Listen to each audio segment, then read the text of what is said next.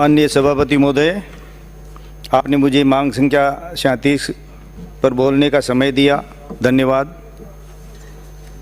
मैं माननीय सभापति महोदय आपके माध्यम से कृषि के बारे में, किसानों के बारे में कुछ जानकारियाँ दूंगा और मेरा अनुभव भी है। आज भी जैसे मुझसे पूर्व वक्ताओं ने, विद्वान वक्ताओं ने खेती के बारे में कहा, खास तौर पर मुझसे पहले नागौर के मेरे भाई चेतन जी ने कहा कि खेती पुराने तरीके से, परंपरागत तरीके से हो रही है। इसमें हम लोग आज भी राजस्थान का किसान, हिंदुस्तान का किसान ज़्यादातर माननीय सभापति महोदय बरसात पर निर्भर है और वही पुराने के तरीके की खेती करता है। जब बरसात के दिन हो तो किसान लगातार आसमान की तरफ देखता है, आशा भरी नज़रों से देखता है, समय पर बारिश होगी, मैं खेत में जाऊंगा, मेरे बच्चों के लिए और मेरे परिवार के लिए और मेरे देश के लिए अन्न पैदा करके मैं परिश्रम करके और मैं जो हो सके सेवा करूंगा। माननीय सभापति महोदय, बरसात होते ही किसान खेत में जाता है। कुछ ऐसी लाइनें हैं जो मारवाड़ी में है लेकिन कहूँगा, और वो परंपरागत तरीके से हल, बैल और जेड़ी, गंडासी ये लेके जाता है और गाता क्या है, लाग्यो लाग्यो जेठ अषाढ़ कंवर तेजा रे, लग तोड़ो लाग्यो रे सावण बाद। वो तेजा जी के बारे में कहते हैं कि जेठ अषाढ़ सावन भादमा में बारिश आती है और जब ये बरसात आती है तो खेत में जाता है किसान। और तेजा जी के ऊपर कहा है, तेजा जी ने हल लेके, बैलों को लेके खेत में गए। वो एक बहुत ही कठिन परिश्रम का समय आता है माननीय सभापति महोदय। ओ जमीन रोधनी के ओ जमीन रोधनी, हाड़ मास चाम गाल खेत में पसेव सींच, लू लपट ठंड में से सबे दांत बीच, अरे फाड़ चौक कर करे जोतनी के बोवनी, ओ जमीन रोधनी के ओ जमीन रोधनी। बहुत ही कठोर परिश्रम होती है। तेजा जी या कोई भी आदमी जब किसान खेत में काम करता है तो उसको 4 बार खाना खाना पड़ता है। मैंने भी काम किया है। तो उसमें एक लाइन फिर आती है, तेजा जी खेत में काम कर रहे थे, उनकी भाभी खाना देर से लाई तो वो क्या बोल रहे हैं, मोड़ी घणी जोर भातो ल्याई बावज मारिए, अरे मोड़ी घणी जोर भातो ल्याई बावज मारिए, और हरी बतवारिया पाची बावड़ी। बावज कहे, तेजा जी मैं कोई घरा पौड़ी कौन बैठी, मन पीशो मन पोयो कंवर तेजा रे, मन को तो रान्यो रे तड़वा खींचड़ो। आखिर में तेजा जी की बावज के और उनके थोड़ा तकरार होता है तो तेजा जी की बावज कहती है, अतरो काई गर्व करो कंवर तेजा रे, कोई थाराड़ी परण्योड़ी बेटी बाप के। अब मैं जो किसानों के जो बारे में, ये खेती के बारे में, अब मेरा यही तो है। वैसे सभापति महोदय मुझे 15-16 सदस्यों ने 1-1 मिनट दिया है कि हम काट लेंगे। अब आप जोड़ बाकी आपके हाथ में है और वो अपने आप ही कम कर देंगे और मुझे थोड़ा ज्यादा 47 मिनट पे विराट जाएंगे। 7 मिनट ही बोलने दोगे क्या? तो मैं ये वादा कर, आप जो ही सभापति महोदय कहोगे ना बैठ जा, मैं बैठ जाऊंगा।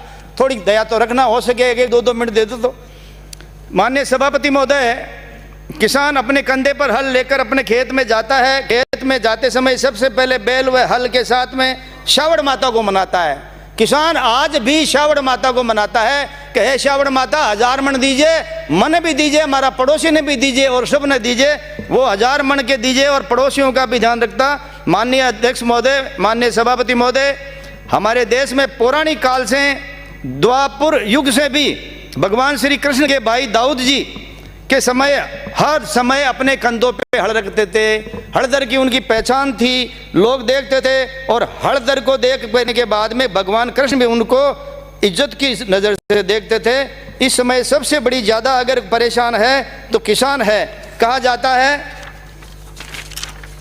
कि किसान कर्ज में जन्म लेता है और कर्ज में ही मर जाता है। मैं एक बात, माननीय कृषि मंत्री जी बैठे हैं, मेरी जो पुर्जा और किसानों के पक्ष की बात वो ये है कि किसानों को अपने समय में ज़रूरत के हिसाब से बिजली मिल जाए और लगातार बिजली मिल जाए और पावर में मिल जाए लगातार। अगर 8-10 घंटे बिजली आज भी किसानों को मिल जाए, मेरा सुझाव है, बाकी तो मैं बोलता रहूँगा, तो किसानों की हमारे जो नागौर जिले में है या मकराने में निश्चित रूप से जो उनकी मांग है वो पूरी हो जाएगी। माननीय सभापति महोदय,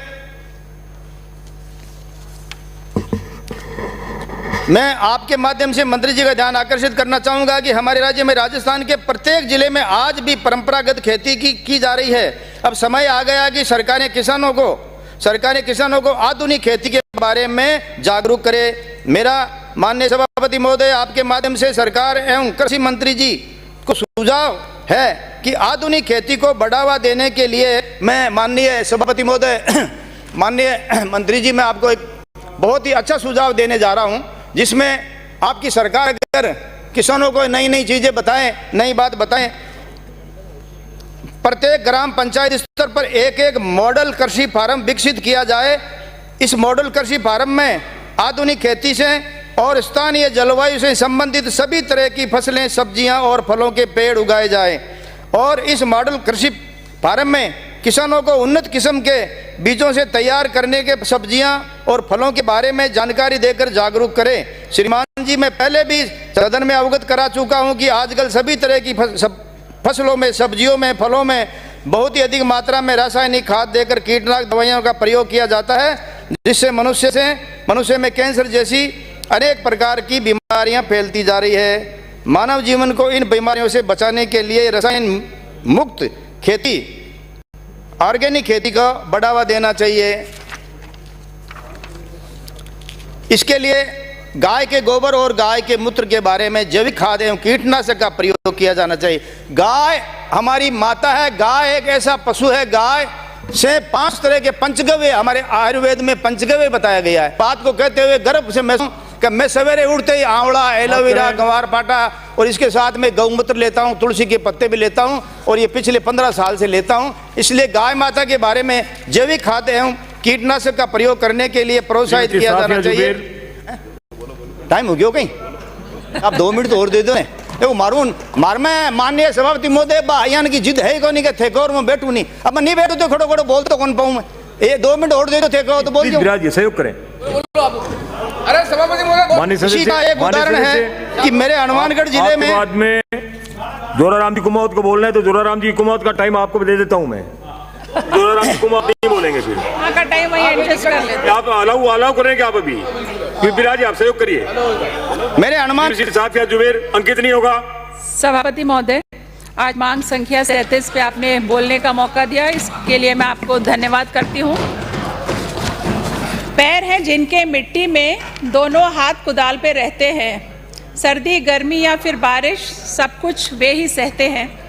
आसमान पर नज़र हमेशा वे आंधी तूफान सब